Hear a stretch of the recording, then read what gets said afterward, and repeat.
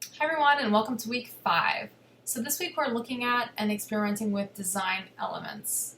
Design elements form the building blocks of most design, they provide strategies for creating strong visuals. We've already looked at color and typography, and those are two very important design elements. This week you'll have several readings exploring elements of design, and these work with one another and complement the content of this week's presentation.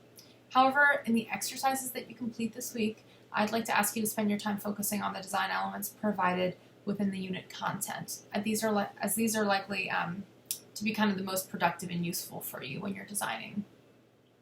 It may be helpful, too, to review the text version of this week's content. You can always view the Prezi, which is the video format that's available every week, but you can also access the content in a document, and you can even download that for your future reference if you'd like, just by clicking on the link right below that Prezi version of the content.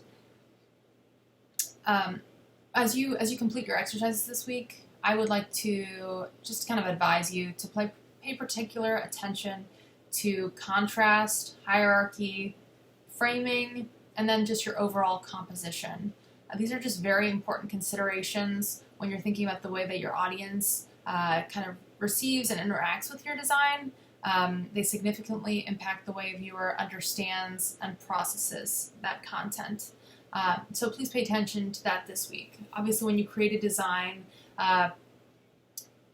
it has a purpose, right? Especially in marketing, you're creating a design with the purpose of communicating some important piece of information or several pieces of information. So like when you consider hierarchy, you're controlling which pieces of information your viewer receives first. Maybe your viewer is only going to look at your design for just a second, and what are the most important pieces of information that that person should be able to not only see but digest and kind of internalize. So really pay attention to that. We do have 2 assignments this week. The first is collaborative, and it's an opportunity to start practicing with different design elements in a very simple, kind of low-stakes way. This activity will involve building up and developing a design using 3 design elements until those 3 design elements have been incorporated. So this is in a Google Doc this week. The second assignment will involve creating your own design, including the objects you want to include and thinking about how you want to lay it all out. So this is very open-ended. Let me know if you have any questions about this, but also, feel free to kind of explore. You'll also provide an explanation for your design choices, and that can be submitted as a Google Doc. So just so you know when you're submitting this assignment, if you want to submit a Google Doc with your design kind of embedded within that, that's fine.